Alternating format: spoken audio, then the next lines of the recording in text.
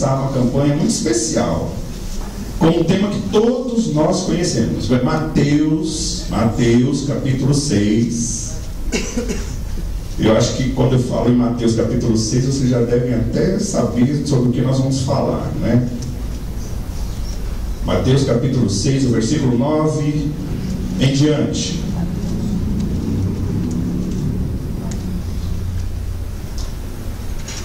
Amém? Mateus capítulo 6, versículo 9 em diante, diz assim: portanto, vós oreis assim. Vamos orar todos juntos? Pai nosso que estás no céu, santificado seja o teu nome. Venha o teu reino. Seja feita a tua vontade, assim na terra como no céu. O pão nosso de cada dia nos dai hoje, e perdoa nossas dívidas, assim como nós perdoamos os nossos devedores. E não nos deixes cair em tentação, mas livra-nos do mal, pois teu é o reino, é o poder e a glória para sempre. Amém. Senhor, nós te louvamos, porque tu, Senhor, é aquele que nos dá a oportunidade e o privilégio de estarmos na tua casa. Certamente, ó Deus amado, hoje nós estamos aqui porque tu tens algo a falar conosco, Senhor. Eu não tenho dúvida disso, Pai. E me coloco, ó Deus amado, à disposição, Senhor, como um canal para que tu venha usar, Senhor, como quiser, Senhor. Ó Deus querido, que eu diminua e tu apareça, Pai. Deus querido, venha falar conosco de uma maneira intensa, Senhor. Tu és bem-vindo neste lugar, Deus. Tu és aquele que conhece os nossos corações e tu sabes, Senhor, o quanto precisamos, Senhor, aprender mais e mais a respeito de ti. E aproveitamos, ó Deus amado, o culto de intercessão, que é o culto em que nós chegamos aqui e abrimos o nosso coração, Senhor, nos derramamos na tua presença. Pai, é a única oportunidade, às vezes, que temos, Senhor, de rasgar o nosso peito, ó Pai amado, e mostrar tudo que está lá dentro, escondido, guardado, Senhor. Por isso hoje, ó Pai querido, nós precisamos ouvir a tua voz, que venha nos limpar, nos lavar, nos santificar, nos curar, Senhor. Ó Pai amado, que toda angústia, toda mágoa, todo mal que porventura ainda esteja guardado, Senhor, trancado como relíquia dentro do nosso coração, neste momento seja anulado todo o poder do mal, enfermidade, dores que porventura, Senhor, ainda está tentando tirar a nossa paz, a nossa tranquilidade, Senhor. Eu repreendo agora no nome de Cristo Jesus e te peço, Pai, fala conosco, Deus, em nome de Jesus. Amém? Queridos, eu tenho que confessar que a campanha sobre temperamentos transformados foi tremenda para a minha vida. Mesmo eu já sabendo qual era o meu temperamento, parece que cada vez que a palavra de Deus é ministrada, ela toca e cura uma parte da nossa alma. E Deus falou muito ao meu coração a respeito de situações de impulso que muitas vezes eu ainda tomava. E aí eu entendi o quanto eu preciso de Deus, quanto eu preciso do direcionamento do Espírito Santo, como eu preciso ser controlado pelo Espírito Santo. Porque como sanguíneo que eu sou, às vezes eu quero ir à frente. Às vezes a impressão que eu tenho é que está demorando demais. Às vezes a impressão que eu tenho é que a decisão devia ser tomada logo. Estamos esperando o quê? Então eu preciso ir logo. Sabe, aquela coisa de Pedro, tem que resolver logo, porque parece que está demorando demais. E aí a gente acaba esquecendo que há tempo para todas as coisas. Tempo de juntar pedra, tempo de espalhar pedra, tempo de nascer, tempo de morrer, tempo de chorar, tempo de se alegrar, tempo para todas as coisas. Amados, Deus falou muito comigo e com você. Amém? Mas agora a gente começa uma outra situação aqui. Começamos a aprender um pouco a respeito de um texto tão conhecido. E eu começo falando aqui a respeito desses discípulos que estavam acompanhando Jesus, os seus apóstolos, e que passaram por várias situações junto com Jesus. Quando eu comecei a ler esse estudo, e esses estudos foram feitos pela nossa diaconisa Rose, ela tem feito os estudos para nós ministrarmos. Olha que coisa maravilhosa, né? E quando veio esses estudos, e aí ela falou, aí o irmão ora e vê o que Deus quer acrescentar ou tirar. Eu comecei a me colocar no lugar desses discípulos, que ela começou a falar desses discípulos que começaram a acompanhar a Jesus, e eu comecei a pensar que coisa maravilhosa foi para aqueles discípulos caminharem com Jesus em todos os lugares que Jesus ia. Aqueles homens estavam tendo experiências novas com Ele. Para você ter uma ideia, amado, um dia eles estavam no barco lá, e a tempestade começou a soprar, a chover, e o barco parecia que ia virar. De repente eles acordam a Jesus, pedem socorro a Jesus, e Jesus, com uma única palavra, resolve toda aquela situação. Quando ele fala para acalmar a tempestade acalma, porque tem que obedecer a voz daquele que é sobre todo nome, aquele que é poderoso, aquele que quando age ninguém pode impedir. Imagina você lá, aquele dia, nessa situação. Eu comecei a pensar nisso. Meu Deus, que privilégio foi para aqueles homens.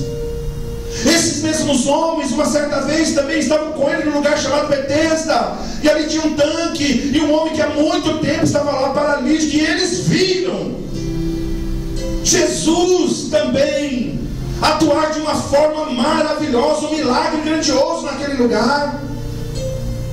Quando todos esperavam um anjo tocar nas águas, não se deram conta que o Filho de Deus, o Todo-Poderoso, estava ali, que não precisava movimentar águas, bastava a voz do Senhor para que aquele homem se levantasse, e isto ele fez, e falou: agora levanta, anda.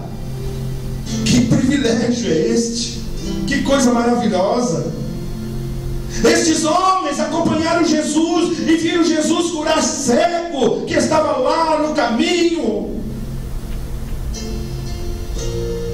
Viu Jesus curar pessoas com ataques epiléticos, pessoas possuídas por demônios. Viu Jesus curar filha de mulher desesperada, filho de homem desesperado, curar leprosos, desesperançados. E eu comecei a imaginar: meu Deus, que privilégio esses homens tiveram. Mas agora acontece uma situação em que eu comecei a raciocinar e a pensar que talvez, se eu estivesse lá, e se você estivesse lá também, talvez nós ficássemos ensimesmados. Nós somos os companheiros do homem, nós somos aqueles que andamos com ele, então ninguém mexe conosco, porque nós somos os tops. Nós somos aquele que Jesus conhece, chama pelo nome, sentamos à mesa com ele. Até quando ele vai orar, ele nos chama ainda, que nós não ficamos nem uma hora sequer acordados. Mas nós somos aqueles que andam com ele, e que no livro de Atos chamam aqueles que estão no caminho. Só que para estes homens que estavam andando, caminhando com Jesus, agora Jesus fala uma coisa muito interessante. Ele fala: olha, assim como o Pai me enviou, eu envio a vós. Espera aí, Jesus, como é que é isso?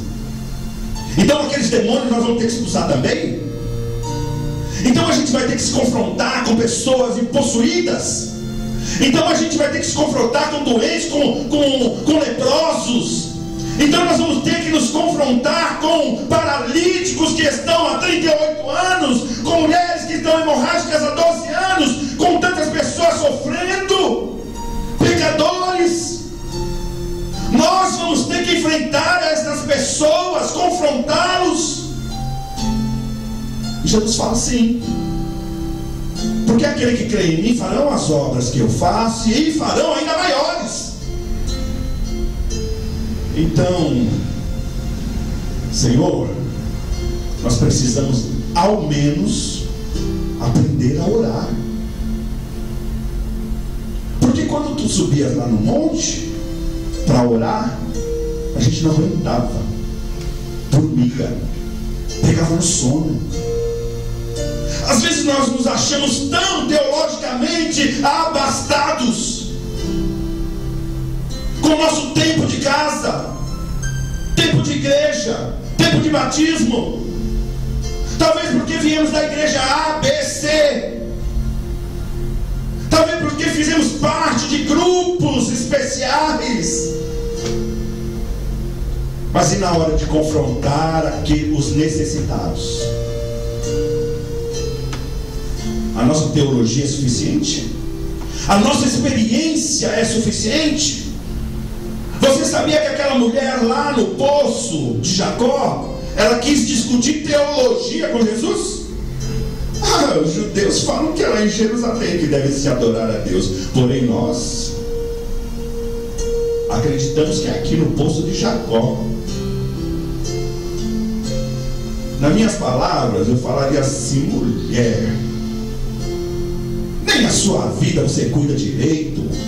Teve 5 maridos, agora esse que você tem nem é seu. Você quer discutir teologia comigo? Eu estou falando de coisas espirituais. Você está falando de conhecimento carnal. Até que ela passou a entender. E às vezes eu me pego como aquela mulher, querendo discutir teologia também. Até que eu percebo que o assunto é sobrenatural. Não é algo físico para eu ficar questionando. Quantos dias eu preciso fazer de campanha para dar certo? Quantas vezes eu tenho que subir no monte? O que é que eu preciso fazer para ser abençoado? E aí eu percebo que as coisas de Deus é tão simples. Jesus falou para ela: toma da água que eu te dou. É só isso que você precisa fazer. Toma da água que eu te dou. Eu preciso aprender a orar, amados. E você? Quando se foram confrontados com essa realidade, eles falaram: Senhor, ensina-nos a orar. Estavam ali judeus que religiosamente deviam conhecer a Deus, conhecer a respeito de orações, conhecer festas, símbolos e coisas desse tipo. E às vezes nós estamos como estes homens, sabemos de tudo. Sabemos de batismo, que tem que ser imersão, ou aspersão, ou derramamento. Sabemos, queremos questionar se temos que tomar ceia, se não temos que tomar ceia, quem pode, quem não pode, e a gente é que julga ainda por cima. Eu acho que fulano não pode. Eu acho que ciclano não pode. A gente esquece o que diz a palavra de Deus: examine-se, pois, o homem a si mesmo.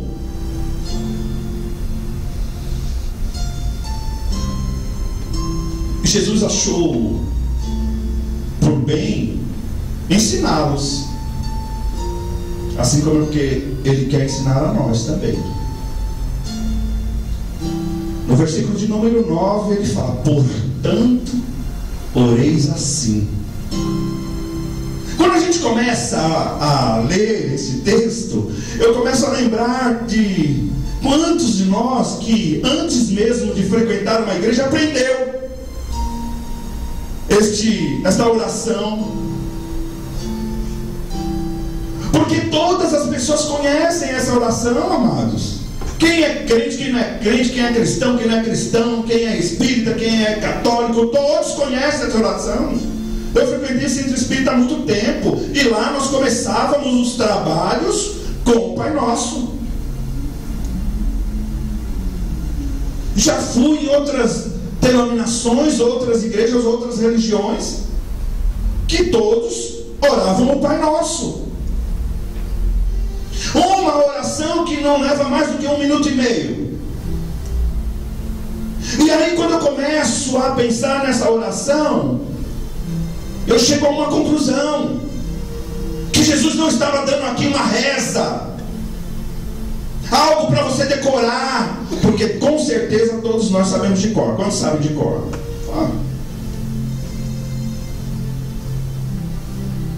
Já até me perguntaram: aqui não reza o Pai Nosso? Rezamos sim, amados, claro que sim. Mas vamos entender o que é esta oração.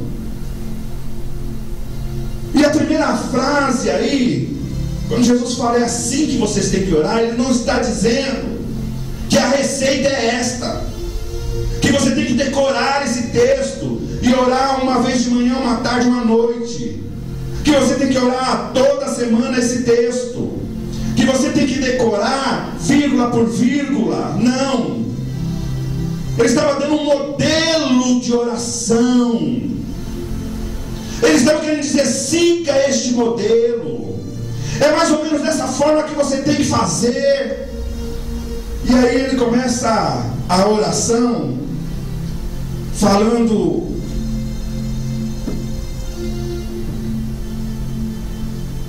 que nós temos que primeiro orar ao Pai. E aí eu comecei a pensar, amados, que referência de Pai que nós temos? Qual a referência de Pai que você tem? Eu vou falar do meu. O meu não era um bom exemplo de pai.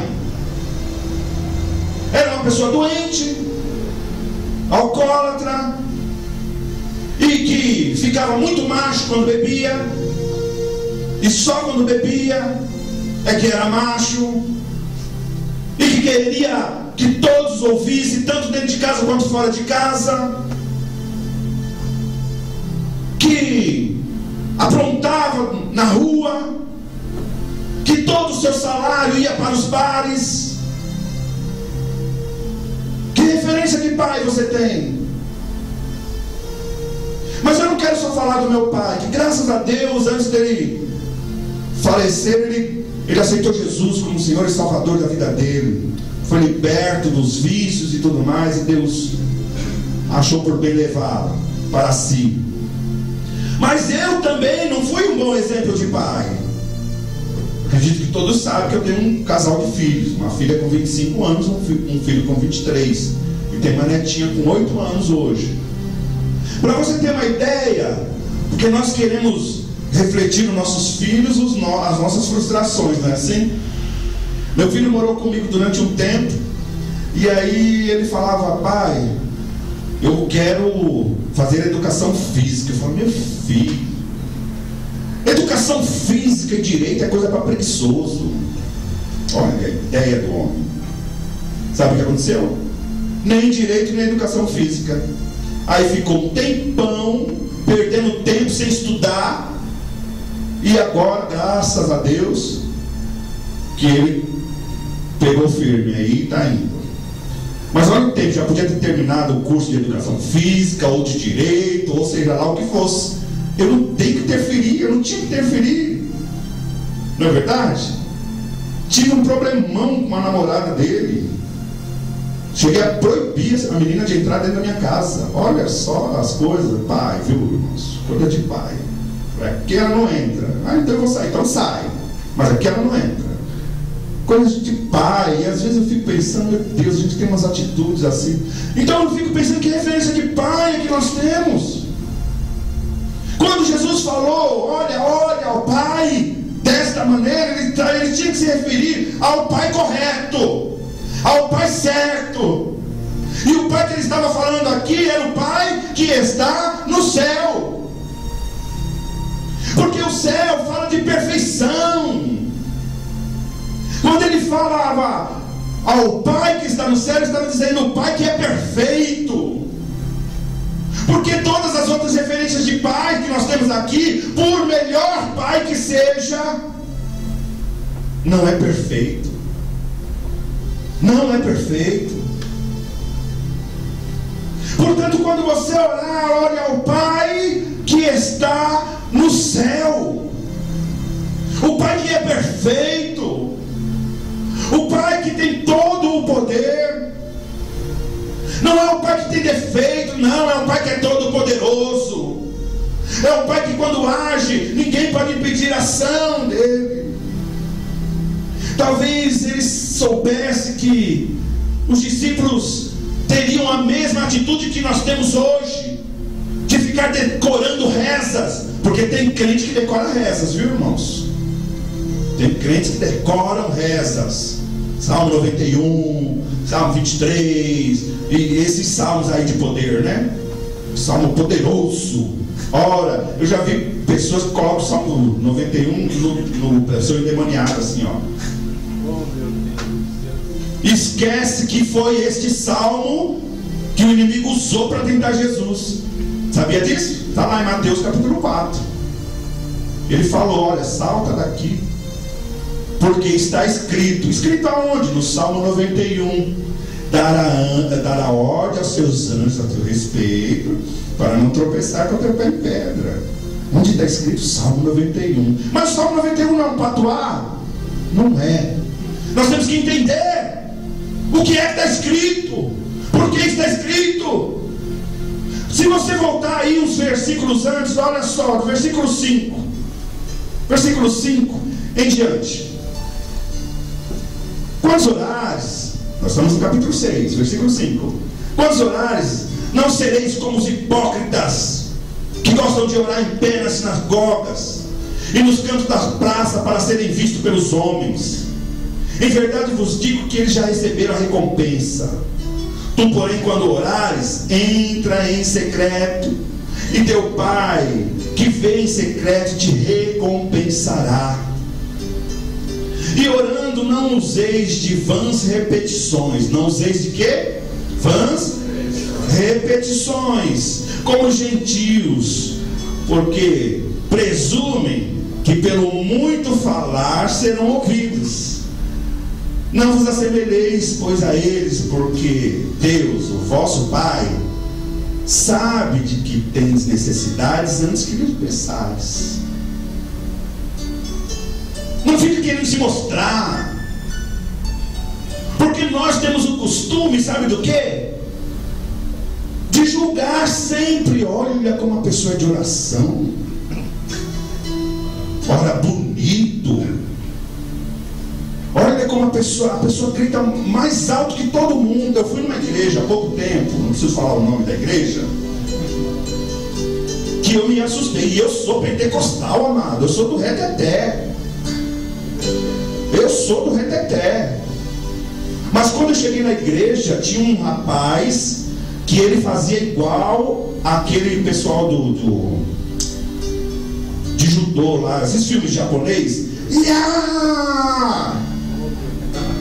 Esse grito dele demorava uns 5 minutos mais ou menos, ininterruptos. Se você falar, mas Deus pode, eu falo, é verdade, Deus pode, mas para quê? Uma pessoa ficar 5 minutos no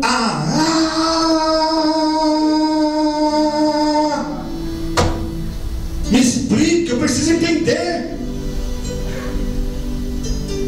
Você ser espontâneo é uma coisa. Quantas vezes eu estou cheio aqui do Espírito Santo, eu me sinto cheio do Espírito Santo, eu tenho que extravasar de um jeito, eu bato palmas, eu grito, eu pulo, alguma coisa assim. Mas eu não preciso escandalizar nada, eu não preciso querer mostrar para os outros que eu sou mais. Porque se eu pular mais alto, quer dizer que eu estou mais cheio do que o pulou menos.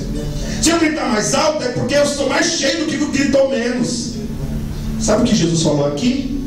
Estes já receberam a sua recompensa. Que recompensa é? O elogio. Olha como ele é bênção. Olha como ele ora. palmas para Ele. É isso que Jesus está falando. Mas e Deus vai recompensar? Não vai! Não vai! Acabou a recompensa ali, no elogio. E não useis de vãs. Não entendi. Não useis de vãs. Você sabe que o Novo Testamento foi escrito em grego. E essa palavra repetições significa batalogar em grego. Quantos já ouviram falar nisso? Batalogar. Sabe o que significa batalogar, irmãos? É aquilo que o papagaio faz. Mas o papagaio fala, é verdade. Ele pode até rezar o Pai Nosso, Salmo 91, o que ele aprender, mas ele não tem consciência. A Bíblia fala que você tem que ser transformada a sua mente. Quando você orar, tem que ter consciência do que você está falando. Eu não posso, agora é a hora da refeição, vou dar graça à refeição, vou orar pela mãe, pelo pai, pela saúde, é pela refeição, é pela refeição. Agora nós vamos orar pelo irmão que fez aniversário. A gente começa, Senhor, graças te dou e tal. De repente você começa a descambar por outros caminhos, mas não era só para abençoar a vida do irmão.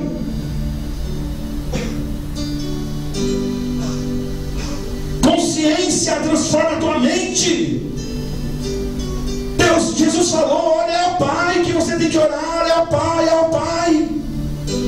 Ao Pai que está no céu. Não fique usando vãs repetições como um papagaio que fala, é verdade, mas ele não sabe o que está falando. E às vezes nós estamos agindo da mesma maneira. E esse Pai, que Pai é? É o nosso Pai. É nosso ou não é? Amém. Aleluia. Não é o Pai de qualquer um, não. Talvez as pessoas falam, se apeguem até esse texto aí para falar, tá vendo? Ele é Pai de todo mundo. Não é não. Não é não. Se você começar lá desde o capítulo 5, nós estamos falando do sermão da montanha. E lá no sermão da montanha, Jesus está falando para aqueles que já estavam se convertendo. Porque ele veio para o que era seu, mas o seu não recebeu. Mas a todos aqueles que o receberam, ele deu poder para ser chamados filhos de Deus. Só quem recebe a Jesus é que é filho desse Pai. Por isso o Pai tem que ser nosso. É meu e é seu. Porque se você não aceitou Jesus ainda, você não está incluso. Não é nosso, não. Portanto, oreis assim, com a consciência, direcionamento. Olha ao Pai, que é nosso e que está no céu, porque Ele é perfeito, e que está preparando este lugar para receber a mim e receber a você também. Essa é a palavra para você nessa noite. Fique de pé para orar com você.